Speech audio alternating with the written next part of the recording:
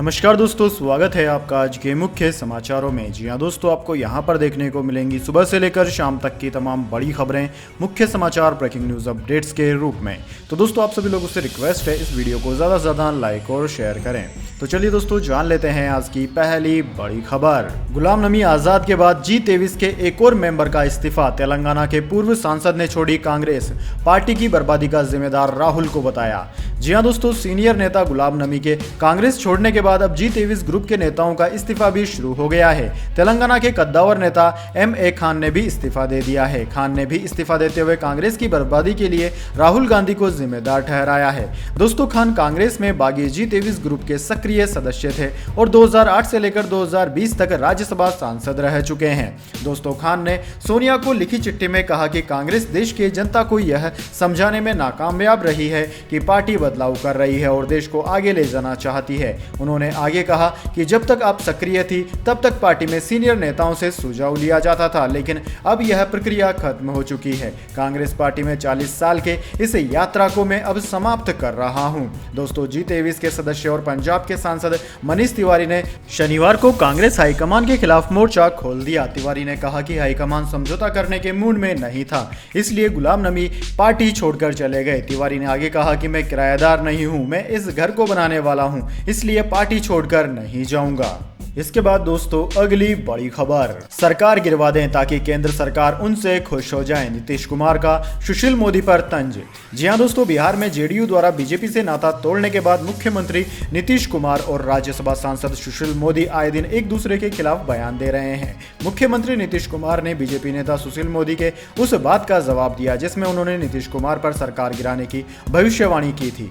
CM Nitish Kumar ने कहा कि अब बेचारा कुछ बोल रहे हैं तो उन्हें रोज रोज बोलना चाहिए, क्योंकि केंद्र सरकार को भी तो खुश करना है। जब जेडीयू की बीजेपी के साथ मिलकर सरकार बनी तो उन्हें कोई पद नहीं दिया गया, इसलिए उन्हें तकलीफ थी। दोस्तों, मुख्यमंत्री नीतीश कुमार ने कहा कि सुशील जी अगर कह रहे हैं तो उन्हें कहिए कि सरकार गिरवा दें ताकि उन्हें कोई जगह मिल जाए। उन्हें कहिए कि वे रोज बोले ताकि केंद्र सरकार उनसे खुश हो जाए। दरअसल दोस्तों, हाल ही में बिहार के डिप्टी सीएम सुशील मोदी ने कहा था कि अवध चौधरी के बिहार विधानसभा का स्पीकर बनने के बाद जेडीयू की उल्टी गिनती शुरू हो गई। इसके बाद दोस्तों, अगली बड़ी खबर। सोनाली फोगट मामले में सीबीआई जांच को लेकर गोवा के मुख्यमंत्री का बड़ा बयान। हरियाणा के सीएम खट्टर से हुई बातचीत। जी हां दोस्तों, बीजेपी नेता और टिकटॉक स्टार सोनाली फोगट मौत मामले में अभी भी गुत्थी नहीं सुलझी है। इसी बीच गोवा के सीएम प्रमोद सावंत ने सीबीआई जांच को लेकर बड़ी बात कही है। दोस्तों, गोवा के मुख्यमंत्री प्रमोद सावंत ने रविवार को कहा कि सभी औपचारिकताओं के बाद अगर जरूरत पड़ी तो सोनाली फोगट की मौत का मामला सीबीआई को सौंप दिया जाएगा। दोस्तों, न्यूज एजेंसी ANI के मुताबिक गोवा के सीएम प्रमोद सावंत ने कहा कि हरियाणा के सीएम मनोहर लाल खट्टर की उनसे बातचीत हुई है। सीएम खट्टर ने मामले की गहन जांच का अनुरोध किया।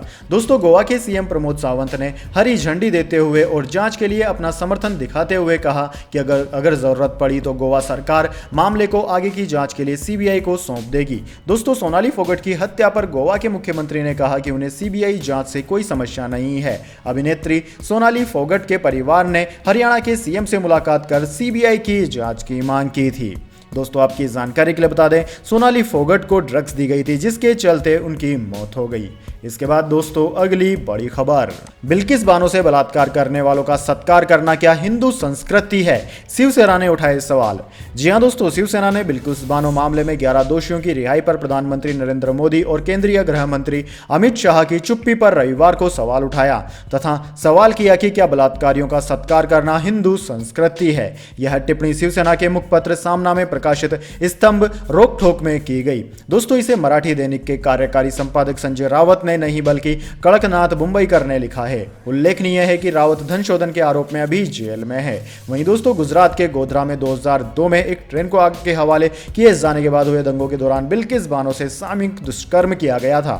इसके अलावा उनकी 3 साल की बच्ची समेत पूरे परिवार के 7 लोगों की हत्या कर दी गई थी। अपने साथ हुए सामूहिक दुष्कर्म के समय बिल्किस बानो 5 महीने की गर्भवती भी थी। सरकार ने 11 लोगों को दोषी ठहराया और उम्र कैद की सजा दी, लेकिन गुजरात सरकार ने 15 अगस्त को सभी 11 कैदियों को माफी दे दी। इसके बाद दोस्तों अगली बड़ी खबर, पैसे लेकर अकाउंट हैक कर रही है कंपनियां, लोगों की निजी जानकारियों पर कभी भी लग सकती है सेध। जी हां दोस्तों, अगर आपको लगता है कि आपके स्मार्टफोन या फिर लैपटॉप और कंप्यूटर में रखी हुई निजी जानकारियां सुरक्षित है तो आपको इस बात पर दोबारा सोचने की जरूरत है। दोस्तों यह इसलिए क्योंकि एक स्पायरवेयर कंपनी है जिसे लेकर दावा किया जा रहा है कि वो एंड्रॉइड और iOS डिवाइसेस को हैक करवा सकती है। कंपनी ये काम चोरी छुपे करती है और लोगों की निजी जानकारियां चुरा लेती है। दोस्तों खास बात यह है कि कोई भी व्यक्ति कंपनी से यह काम करवा सकता है और इसके बदले में कंपनी एक भारी भरकम रकम चार्ज करती है। अगर आपको इस बारे में कोई जानकारी नहीं है तो हम आपको बता देते हैं। दरअसल दोस्तों इंटेल एक्सा नाम की एक स्पायरवेयर फर्म है जिसे लेकर दावा किया जा रहा है कि एंड्रॉइड और iOS दोनों ही डिवाइसेस में यह सेंध लगा सकती है। कंपनी इस हैकिंग के बदले में लोगों से भारी भरकम रकम वसूलती है। यह रकम इतनी ज्यादा है कि आप इसके बारे में जानने के बाद हैरान ही रह जाएंगे। दोस्तों आपकी जानकारी के लिए बता दें, दावे के अनुसार हैकिंग करवाने के लिए कंपनी $8 मिलियन वसूलती है, यानी कि आपकी कोई भी डिवाइस सुरक्षित नहीं है। इसके बाद दोस्तों अगली बड़ी खबर, 17 अक्टूबर को होगा कांग्रेस अध्यक्ष पद का चुनाव, 19 को होगी मतों की गणना। जी हां दोस्तों, कांग्रेस की शीर्ष नीति निर्धारक इकाई कांग्रेस कार्य समिति CWC की बैठक रविवार को हुई। बैठक में कांग्रेस अध्यक्ष पद के चुनाव सहित कई महत्वपूर्ण बिंदुओं पर चर्चा हुई। इसी बीच कांग्रेस अध्यक्ष पद के चुनाव की तारीख का भी ऐलान कर दिया गया। जानकारी के मुताबिक 17 अक्टूबर को कांग्रेस अध्यक्ष पद का चुनाव होगा, वहीं 19 को मतों की गणना होगी। नामांकन दाखिल करने की तिथि 24 सितंबर से 30 सितंबर तक है। वहीं दोस्तों स्क्रूटनी की तिथि 1 अक्टूबर की है। कांग्रेस अध्यक्ष सोनिया गांधी की अध्यक्षता में इस ऑनलाइन बैठक में पूर्व प्रधानमंत्री मनमोहन सिंह, पार्टी के पूर्व अध्यक्ष राहुल गांधी, महासचिव प्रियंका गांधी वाड्रा, वरिष्ठ नेता आनंद शर्मा, KC वेणुगोपाल, जयराम रमेश, मुकुल वासनिक, पार्टी के केंद्रीय चुनाव प्राधिकरण के प्रमुख मधुसूदन मिस्त्री और कई अन्य वरिष्ठ नेता शामिल हुए। दोस्तों CWC की बैठक में 4 सितंबर को नई दिल्ली में महंगाई पर हल्ला बोल रैली और 7 सितंबर को कन्याकुमारी से भारत जोड़ो यात्रा शुरू करने सहित कई प्रमुख मुद्दों पर चर्चा हुई। इसके बाद दोस्तों अगली बड़ी खबर, जोरदार धमाके के साथ पलक झपकते ही जमींदोज हुआ ट्विन टावर, कांपी धरती, उठा जबरदस्त धूल का गुब्बार। जी हां दोस्तों, नोएडा स्थित ट्विन टावर आखिरकार चंद सेकंड के अंदर जमींदोज हो गया। 13 साल में बनाई गई ये इमारत अनुमान के मुताबिक करीब 9 से 10 सेकंड के समय में गिर गई। बिल्डिंग गिरते ही चारों ओर मलबे का धुआं ही धुआं देखने को मिला। जब ट्विन टावर को गिराया गया तो यहाँ मौजूद लोगों को एक तेज धमाका सुनाई दिया। लोगों को धरती कांपती हुई महसूस हुई। देखते ही देखते पूरे इलाके में धुएं का गुब्बार छा गया। ताजा अपडेट्स के अनुसार ट्विन टावर गिराए जाने से किसी के हताहत होने की खबर नहीं है। सुरक्षा को ध्यान में रखते हुए उठाए गए सभी कदम ठीक बैठे। दोस्तों ट्विन टावर में धमाका होते ही पूरी बिल्डिंग पलक झपकते ही नीचे गिर गई, लेकिन धूल का गुब्बार हर तरफ फैल गया। फिलहाल धूल को कम करने का काम शुरू हो चुका है। इसके लिए पहले से तैनात की गई स्मोक गन्स का सहारा लिया जा रहा है। इसके अलावा पानी का छिड़काव भी किया जा रहा है। दोस्तों आपकी जानकारी के लिए बता दें, ये ट्विन टावर्स बनाने में काफी ज्यादा गड़बड़ियां हुई थी। इस वजह से कोर्ट ने इन्हें गिराने का आदेश दिया। इसके बाद दोस्तों अगली बड़ी खबर, भारत ने चीन को लगाई लताड़, कहा श्रीलंका को मदद की जरूरत है, एजेंडा न चलाएं। चीनी राजदूत का कमेंट, राजनयिक शिष्टाचार का उल्लंघन। जी हां दोस्तों, भारत के विरोध के बावजूद श्रीलंका के हब्बनटोटा पोर्ट पर चीनी शिप ने एक हफ्ते दिन डेरा डाला, जिसको लेकर भारत ने विरोध दर्ज कराया है। बाद में इस मामले पर श्रीलंका में चीनी राजदूत की जेन होंग ने भारत पर श्रीलंका के आंतरिक मामलों में दखल देने का आरोप लगाया। चीनी राजदूत के इस बयान पर पलटवार करते हुए भारत ने चीन को लताड़ लगाई। कोलंबो में इंडियन हाई कमीशन ने शनिवार को ट्वीट किया कि श्रीलंका को समर्थन की जरूरत है, न कि किसी दूसरे देश के एजेंडे को पूरा करने के लिए किसी दबाव या अनावश्यक विवाद की। हाई कमीशन ने इसे राजनयिक शिष्टाचार का उल्लंघन बताया। वहीं चीनी राजनयिक को फटकार लगाते हुए कहा कि श्रीलंका के उत्तर पड़ोसी भारत के बारे में उनका रवैया उनके अपने देश के व्यवहार से प्रभावित हो सकता है। दोस्तों हाई कमीशन ने कहा कि हम उन्हें विश्वास दिलाते हैं कि भारत बहुत अलग है। हाई कमीशन ने चीन पर भी निशाना साधा और कहा कि अपारदर्शिता और कर्ज से प्रेरित एजेंडा खासकर छोटे देशों के लिए एक बड़ी चुनौती है। हाल ही के घटनाक्रमों से हमें सबक लेना चाहिए। इसके बाद दोस्तों अगली बड़ी खबर, तालिबान के कब्जे के बाद करीब 1 साल बाद अफगानिस्तान में खुलने जा रहे हैं सिनेमाघर। 37 फिल्मों में केवल एक महिला एक्टर। जी हां दोस्तों, तालिबान की ओर से अफगानिस्तान पर कब्जा जमाए जाने के करीब 1 साल बाद देश के सिनेमाघरों में फिल्मों का शो शुरू होने जा रहा है। सिनेमाघरों में शो को अनुमति जरूर दी गई है, लेकिन महिला कलाकारों की भूमिकाएं बहुत सीमित हैं। तालिबान ने पिछले साल अगस्त के महीने में अफगानिस्तान पर कब्जा जमाया था। अफगानिस्तान पर कब्जा जमाने के बाद तालिबान ने देश में कई तरह के प्रतिबंध भी लगा रखे हैं। खासकर महिलाओं को लेकर तालिबान का रवैया पुराने जैसा ही है। दोस्तों, खासा प्रेस की रिपोर्ट के अनुसार 37 फिल्में और डॉक्यूमेंट्री प्रदर्शन होने के लिए लाइन में है, लेकिन यह ध्यान दिया जाना चाहिए कि आतिफा मोहम्मदी एकमात्र महिला अभिनेत्री है जिन्होंने हाल ही में बनी इन फिल्मों में से एक में भूमिका निभाई है। फिल्मों के अभिनेता सिनेमा घरों के फिर से खुलने से खुश हैं और उन्होंने कहा कि उन्हें फिल्मों के निर्माण के लिए धन उपलब्ध कराना होगा। एक कलाकार अब्दुल साबोर खंजी ने कहा कि 1 साल बाद सिनेमा के दरवाजे फिर से खुल गए हैं, हम खुश हैं। इसके बाद दोस्तों, अगली बड़ी खबर, नासा का सबसे शक्तिशाली रॉकेट लॉन्च के लिए है तैयार, कल भरेगा अंतरिक्ष के लिए उड़ान। जी हां दोस्तों, नासा का अब तक का सबसे शक्तिशाली स्पेस रॉकेट पृथ्वी छोड़कर अंतरिक्ष में जाने के लिए एकदम तैयार है। दोस्तों, नासा 50 साल के लंबे अंतराल के बाद इंसानों को चांद पर भेजने की तैयारी कर रहा है। 1972 के बाद ऐसा पहली बार होने जा रहा है कि चांद पर मानव एक बार फिर अपने कदम रखेगा। इसी कवायद में नासा आर्टेमिस 1 मिशन के तहत अपनी पहली टेस्ट फ्लाइट अंतरिक्ष में भेज रहा है। यह स्पेसक्राफ्ट सोमवार को अपनी फ्लोरिडा लॉन्च पैड से उड़ान भरेगा। दोस्तों, आर्टेमिस 1 मिशन के अंतर्गत ओरियन स्पेसक्राफ्ट को भेजा जाएगा, जिसमें सबसे ऊपर 6 लोगों के बैठने के लिए डीप स्पेस एक्सप्लोरेशन कैप्सूल है। इसमें 322 फीट लंबा 2600 टन वजन वाला space launch system SLS mega rocket होगा। यह रॉकेट सोमवार सुबह 8:33 पर अपने पहले शिफ्ट ऑफ के लिए तैयार है। दोस्तों, इसे फ्लोरिडा के उसी केप कैनावेल लॉन्च कॉम्प्लेक्स से लॉन्च किया जाएगा, जहां से आधी सदी पहले अपोलो लूनर मिशन को लॉन्च किया गया था। चांद पर इंसानों को भेजने से पहले यह एक टेस्ट है। फिलहाल इसमें कोई क्रू नहीं जा रहा है। ओरियन में इंसानों की जगह पुतलों को बैठाया जा रहा है। इससे NASA next generation space shoot और रेडिएशन लेवल का मूल्यांकन करेगा। पुतलों के साथ स्नूपी सॉफ्ट टॉय भी भेजा जा रहा है, जो कैप्सूल के चारों ओर तैरेगा और जीरो ग्रेविटी इंडिकेटर के तौर पर काम करेगा। ओरियन चंद्रमा के चारों ओर करीब 42 दिन की लंबी यात्रा करेगा। इसके बाद दोस्तों, अगली बड़ी खबर, मुकेश अंबानी ने दुबई में खरीदा सबसे महंगा घर। पाम जुबैराह के बीच साइड विला में रहेंगे अनंत अंबानी, डेविड बेकहम और शाहरुख खान होंगे पड़ोसी। जी हां दोस्तों, रिलायंस इंडस्ट्रीज के चेयरमैन मुकेश अंबानी ने एक नई प्रॉपर्टी खरीदी है। रिपोर्ट के मुताबिक मुकेश ने दुबई में करीब 640 करोड़ रुपए यानी कि $80 मिलियन में एक 20 साइड विला खरीदा है। इस डील से जुड़े लोगों का कहना है कि यह शहर की अब तक की सबसे बड़ी रेजिडेंशियल प्रॉपर्टी डील है। RPG एंटरप्राइजेस के चेयरमैन हर्ष गोयंका ने हाल ही में 2 मिनट 8 सेकंड का एक वीडियो शेयर किया। इस वीडियो में एक लग्जरी विला दिखाया गया है। इस वीडियो के कैप्शन में उन्होंने लिखा कि दुबई का सबसे खूबसूरत घर एक अरबपति को बेचा गया। इस वीडियो और कैप्शन से अंदाजा लगाया जा रहा है कि यह घर मुकेश अंबानी का ही है। दोस्तों, रिपोर्ट्स के मुताबिक पाम जुमेराह में यह प्रॉपर्टी इस साल की शुरुआत में मुकेश अंबानी के सबसे छोटे बेटे अनंत अंबानी के लिए खरीदी गई थी। यह 20 साइड मेंशन पाम शेड्स ऑर्टिशियल आइलैंड के नॉर्थ पोर्ट में मौजूद है। इस लग्जरी विला में 10 बेडरूम और एक प्राइवेट स्पा है। इसके अलावा इसमें इंडोर और आउटडोर पूल भी है। इसके बाद दोस्तों, जाने अगली बड़ी खबर, पुष्पा 2 के लिए 125 करोड़ ले रहे हैं अल्लू अर्जुन। रमिष्का मंदाना को मिल रही है इतनी फीस। जी हां दोस्तों, अल्लू अर्जुन की फिल्म पुष्पा द राइज को जबरदस्त कामयाबी मिली थी और अब इसे खूब पसंद किया गया। अब इस फिल्म के दूसरे पार्ट की भी शूटिंग जल्द शुरू होने वाली है। दोस्तों, हाल ही में इसके लिए एक पूजा भी आयोजित की गई थी, जिसकी तस्वीरें सोशल मीडिया पर देखने को मिली थी। पहले पार्ट का नाम जहां पुष्पा द राइज था, वहीं दूसरे पार्ट का नाम पुष्पा द रूल होगा। इंस्टाग्राम पर एक पेज से यह जानकारी शेयर की गई है। दोस्तों, यह फिल्म अगले साल जनवरी में रिलीज होने वाली है। इंस्टाग्राम पर एक पोस्ट में बताया गया कि अल्लू अर्जुन इस फिल्म के लिए 125 करोड़ रुपए ले रहे हैं। वहीं दोस्तों, सुकुमार इसके लिए 50 करोड़ और एक्ट्रेस रमिष्का मंदाना 5 करोड़ रुपए ले रही है। जनवरी में दुनिया भर की स्क्रीन पर इस फिल्म को रिलीज किया जाएगा। सोशल मीडिया में फैंस की इस पोस्ट पर जमकर प्रतिक्रिया दे रहे हैं। अधिकतर फैंस कह रहे हैं कि उन्हें इस फिल्म का बेसब्री से इंतजार है।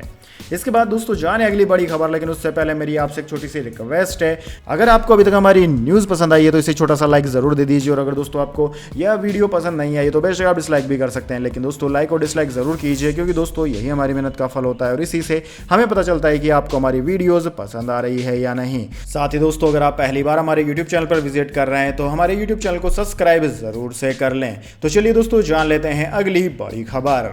PNB ग्राहकों के लिए जरूरी खबर, बैंक खाता न हो जाए फ्रीज, 31 अगस्त से पहले कर लें जरूरी काम।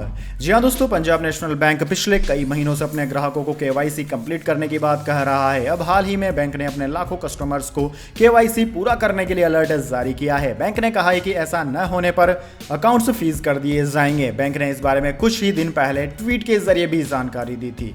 दोस्तों, बैंक ने ट्वीट के जरिए अलर्ट करते हुए कहा था कि रिजर्व बैंक ऑफ इंडिया की गाइडलाइन के अनुसार अगर आपने अपने अकाउंट का केवाईसी 31 मार्च 2022 तक नहीं किया तो 31 अगस्त इसके लिए आखिरी तारीख है। अगर इसके बाद भी केवाईसी अपडेट नहीं कराया जाता है तो अकाउंट फ्रीज कर दिया जाएगा।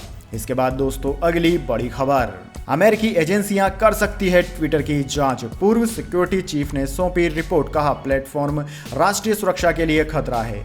जी हां दोस्तों, ट्विटर पर आरोप लगाने वाले पीटर जेटको मार्शल आर्ट जियू-जित्सु में ब्लैक बेल्ट हैं। उनका कहना है कि मार्शल आर्ट ताकत के बजाय अपने विरोधी को क्रिटिक तरीके से कमजोर करने के दांव चलता है।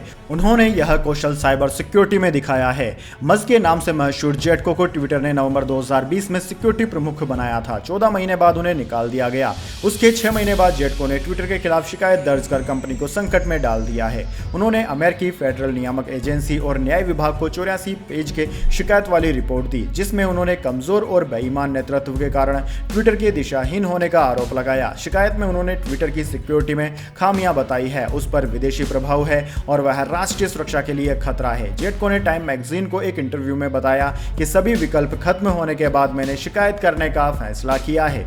ट्विटर के सीईओ पराग अग्रवाल ने जेटको के खुलासों को झूठा और गलत बताया। खुलासों का पहला नतीजा ट्विटर के शेयर मूल्यों में गिरावट के रूप में नजर आया। दोस्तों, टेस्ला के फाउंडर एलन मस्क से ट्विटर की खरीद का सौदा प्रभावित हो सकता है। जेटको के आरोपों की ध्वनि राजधानी वाशिंगटन और उससे आगे भी सुनाई देगी। इसके बाद दोस्तों, अगली बड़ी खबर, हड्डी फिल्म पर बोले नवाजुद्दीन सिद्दीकी, महिला का रोल निभाना है मुश्किल टास्क, कहा अब समझ आया एक्ट्रेसेस को वैनिटी में घंटों का समय क्यों लग जाता है। जी हाँ दोस्तों, नवाजुद्दीन सिद्दीकी बॉलीवुड के उन एक्टर्स में से एक हैं जो अपनी एक्टिंग के साथ तरह तरह के एक्सपेरिमेंट किया करते हैं। अपने यूनिक किरदारों से नवाज ने ऑडियंस को हर बार इंप्रेस किया है। हाल ही में उनकी फिल्म हड्डी का मोशन पोस्टर रिलीज किया गया, जिसमें नवाज महिला के अवतार में नजर आए। एक्टर का यह लुक काफी वायरल हो रहा है। मीडिया से बातचीत में नवाजुद्दीन सिद्दीकी ने कहा कि अगर मैं महिला का कैरेक्टर निभाता हूं तो उसके लिए मुझे महिला के जैसा ही सोचना पड़ेगा। कपड़े, हेयर स्टाइल और मेकअप, इन सभी चीजों के लिए एक्सपर्ट्स प्रोवाइड किए जाते हैं, मगर उस किरदार में ढलने के एक इंटरनल प्रोसेस होती है। महिला का किरदार निभाने के लिए आपको एक महिला के नजरिए से सोचना होता है, जो कि हड्डी फिल्म मेरे लिए मुश्किल टास्क है। दोस्तों, नवाज ने बताया कि शूटिंग के दिनों में मुझे लुक ट्रांसफॉर्मेशन में घंटों का समय लग जाता है। बाल, मेकअप, कपड़े, नेल्स, बहुत सारा तामझाम हो जाता है। ऐसा लगता है कि पूरा संसार साथ लेकर चल रहे हो। मुझे अब समझ आया कि महिलाओं को वैनिटी वैन में इतना ज्यादा समय क्यों लग जाता है। इतनी चीजों के साथ समय लगना लाजमी है। मुझे लगता है कि इस किरदार को निभाने के बाद मेरे अंदर और भी ज्यादा पेशेंस बढ़ जाएगा। इसके बाद दोस्तों, अगली बड़ी खबर, प्रधानमंत्री नरेंद्र मोदी के गुजरात दौरे का दूसरा दिन, भुज में बोले भूकंप के दौरान कहा था कि आपदा को अवसर में बदलेंगे, करके दिखाया। जी हां दोस्तों, गुजरात दौरे के दूसरे दिन प्रधानमंत्री नरेंद्र मोदी ने भुज में 3 किलोमीटर तक रोड शो किया। इस दौरान पारंपरिक नृत्य के साथ लोगों ने उनका स्वागत किया। दोस्तों, रोड शो के दौरान पीएम सड़कों पर पैदल घूमते हुए लोगों का अभिवादन करते नजर आए। इसके बाद उन्होंने स्मृति वन का उद्घाटन किया। स्मृति वन के लोकार्पण के बाद अपने संबोधन में प्रधानमंत्री मोदी ने कहा कि गुजरात के भुज में 26 जनवरी 2001 की सुबह विनाशकारी भूकंप आया। तब मैं दिल्ली में था। भूकंप का असर दिल्ली में भी हुआ था। मैं तुरंत गुजरात के लिए निकला और दूसरे दिन कच्छ पहुंच गया। तब मैं मुख्यमंत्री नहीं था, भाजपा का एक छोटा सा कार्यकर्ता था। तब मुझे नहीं पता था कि कितने लोगों की मदद कर पाऊंगा, लेकिन मैंने तय किया था कि इस दुख की घड़ी में आप सभी के बीच में रहूंगा और जो भी संभव हो सकेगा वह करूंगा। मैं आपके दुख में हाथ बटाने का प्रयास करूंगा। इसके बाद अचानक ही मुझे गुजरात का मुख्यमंत्री बना दिया गया। तब यहां किए गए कार्य के अनुभव मेरे बहुत काम आए। पीएम ने आगे कहा कि एक दौर था जब गुजरात पर एक के बाद एक संकट आ रहे थे। प्राकृतिक आपदा से गुजरात निपट रहा था, लेकिन हमने कहा था कि आपदा को हम अवसर में तब्दील करेंगे और हमने ऐसा करके दिखाया। इसके बाद दोस्तों अगली बड़ी खबर, दिल्ली को लंदन जैसा बनाने का वादा करने वाले अब असम से कर रहे हैं तुलना। सीएम हेमंत ने केजरीवाल पर साधा निशाना। जी हां दोस्तों, असम के मुख्यमंत्री हेमंत विश्व शर्मा ने अपने दिल्ली के समकक्ष अरविंद केजरीवाल पर ताजा हमला बोलते हुए रविवार को दावा किया कि केजरीवाल दिल्ली को लंदन या पेरिस बनाने का अपना वादा पूरा नहीं कर पाए, जिसके बाद वह राष्ट्रीय राजधानी की तुलना छोटे नगरों से कर रहे हैं। शर्मा ने कहा कि दिल्ली के मुख्यमंत्री ने असम का दौरा करने की इच्छा अब जताई और उन्होंने उस समय असम आने को नहीं कहा जब राज्य बाढ़ जैसी आपदा से जूझ रहा था। दोनों मुख्यमंत्रियों के बीच जुबानी जंग का सिलसिला दोस्तों तब शुरू हुआ जब केजरीवाल ने ट्विटर पर एक खबर साझा की जिसमें कहा गया था कि खराब नतीजे आने की वजह से असम सरकार ने 34 स्कूल बंद कर दिए हैं। आम आदमी पार्टी के राष्ट्रीय समन्वयक ने यह खबर साझा करते हुए कहा कि स्कूल बंद करना कोई समाधान नहीं है। शर्मा ने केजरीवाल को आड़े हाथों लेते हुए ट्वीट किया कि आप दिल्ली को लंदन और पेरिस बनाने का वादा कर सत्ता में आए थे। क्या आपको याद है केजरीवाल जी, उन्होंने कहा कि जब आप कुछ कर नहीं सकते तब आपने दिल्ली की तुलना असम और पूर्वोत्तर राज्यों से करनी शुरू कर दी। तो दोस्तों यह इतिहास की तमाम बड़ी खबरें। इसके बाद दोस्तों बारी आती है आज के माइंड क्यूज क्वेश्चन की। जी हां दोस्तों, एक आसान से सवाल का जवाब देकर आप जीत सकते हैं एक अमेजिंग सरप्राइज गिफ्ट हमारे यूट्यूब चैनल की ओर से। तो दोस्तों आज का सवाल आपकी स्क्रीन पर आ चुका है। दुनिया में सबसे तेज रफ्तार से गेंदबाजी करने वाले गेंदबाज का क्या नाम है? जी हां दोस्तों, दुनिया में सबसे तेज गति से गेंद फेंकने वाले गेंदबाज का अगर आप नाम जानते हैं तो जल्दी से कमेंट बॉक्स में लिख दीजिए। अगर दोस्तों आपका जवाब होता है एकदम सही और आप चले जाते हैं लकी विजेता के रूप में, तो आपको मिल सकता है एक अमेजिंग सरप्राइज गिफ्ट हमारे यूट्यूब चैनल की ओर से। तो दोस्तों जल्दी से अपना उत्तर कमेंट बॉक्स में लिख दीजिए, वीडियो को लाइक कर लीजिए और चैनल को सब्सक्राइब करके बेल आइकन भी दबा लीजिए। धन्यवाद। वंदे मातरम। जय हिंद, जय भारत।